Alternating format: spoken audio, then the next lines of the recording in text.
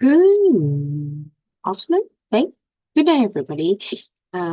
Today I am going to do revision on World War II for my learners.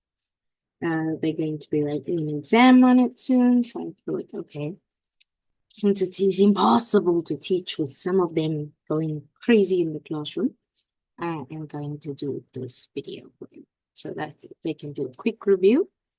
I'm gonna do the 8 minutes, 8 minutes, 8 minutes, 8 minutes, because that I worked out was the best time in terms of keeping everyone's attention. So let's hop into it.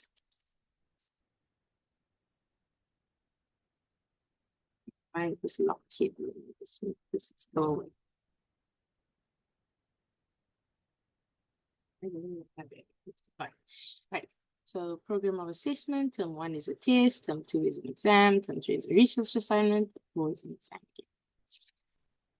Let's go back to grade 8 and do a quick overview of World War One or the Great War. So the main causes of the World War One was militarism, alliances, imperialism, and nationalism. Basically, what that means is a bunch of countries were building up their military and their army. You can actually kind of see that happening now in Europe with the whole Russia-Ukraine story, where all of the European countries are kind of getting ready for war. That is called militarism. Then you've got alliances where different countries are sort of friends with each other. So when they declare war on one, it kind of declares war on everyone that is friends with that country.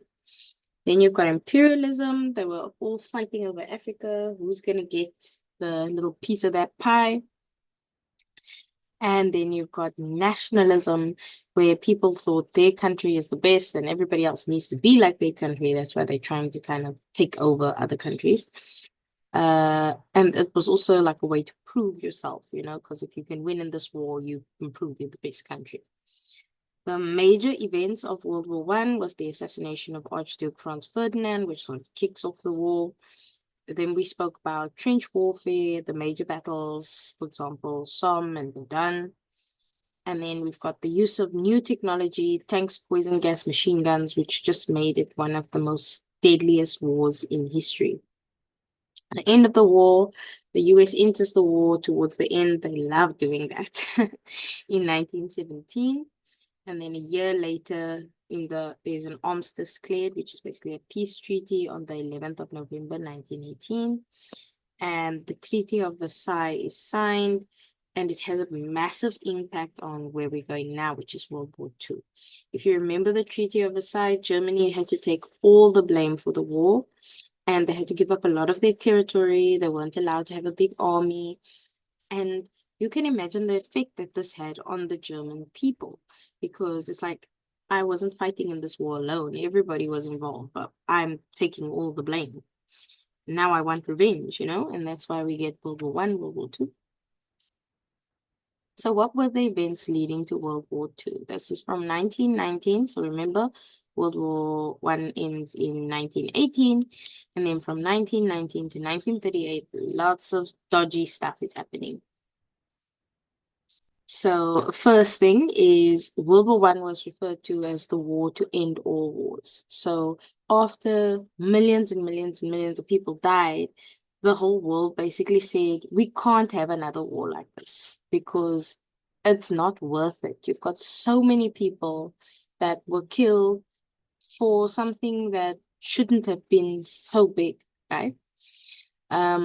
So they developed things like the United Nations, or was the United Nations of the World War II? I think I'm getting confused here. But basically, all the countries came together and they said, we want to keep the peace. We don't want to go into another war.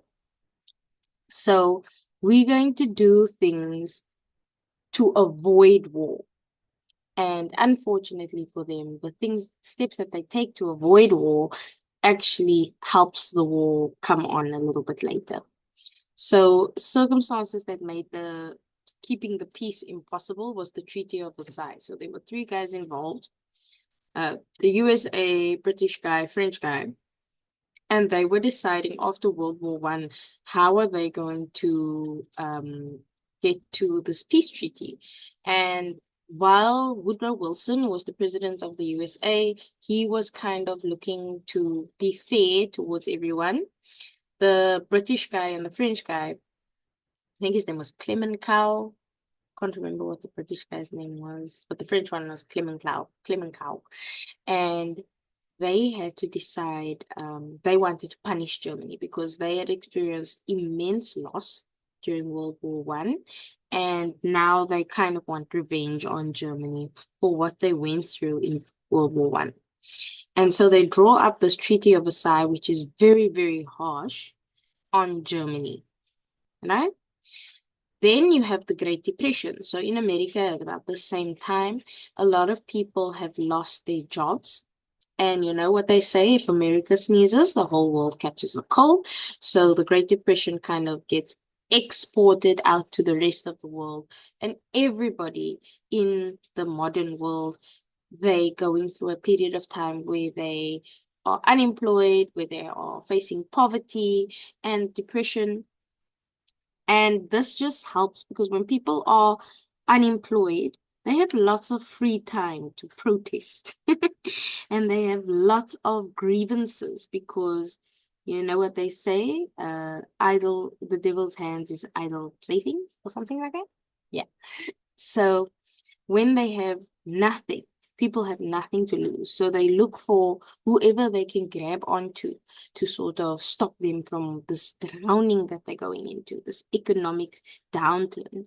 And when someone comes along and says, hey guys, I'm going to give you guys all jobs and I'm going to bring us back to where we were, and people are like, whoa, this guy, he's making sense. Let's vote for him. So we'll speak about the Great Depression a little bit later. This all leads to the rise of the Nazi Party, which stands for the Nationalist Socialist Party, which is obviously headed by a guy called Adolf Hitler, who's a bit of a crazy man. And he uses the fact of the Treaty of Versailles and the Great Depression to kind of get people on his side. But he is also a raging racist. So he has this particular plan for Germany, you know, like a kind of make Germany great again kind of vibe. But he believes that in order to do that, he will firstly have to rebuild Germany's army. He's going to have to take back the land that they lost to the Treaty of Versailles.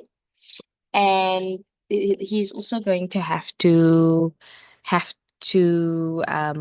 get rid of all the undesirable people in his country. So he believes that a lot of people within Germany are not true Germans, and they need to get rid of those people. Right. So once they've done that, he gets into power, and then he immediately, the first thing he does once he gets into power is he starts fulfilling his promises. So he promised the German people he's gonna get them back to how they were. So step one is to take back all that land that they lost to the Treaty of Versailles. And as they do that, the rest of the world's kind of looking at him like bombastic side eye, what you doing? But they don't want to start a fight, you know, because they just came out of World War One. They're recovering, the economy is bad. And when the Nazi Party goes around kind of taking over other countries, they do a policy of appeasement. So that is my 8 minutes up. So I will speak again in the next video. How do I stop the share? Ah, stop the recording. Stop the recording.